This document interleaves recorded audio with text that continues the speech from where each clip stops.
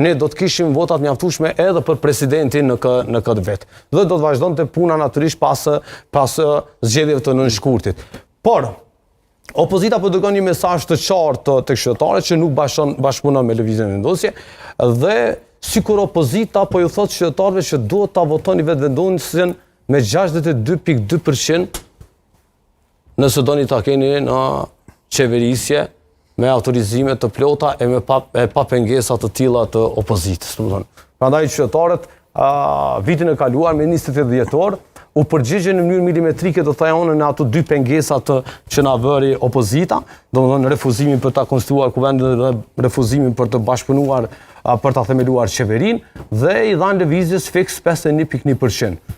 Tash natyrisht e ka në dorë që qytetari i Kosovës për të marrë pjesë masivisht në zgjedhje. Po them vetëm një element.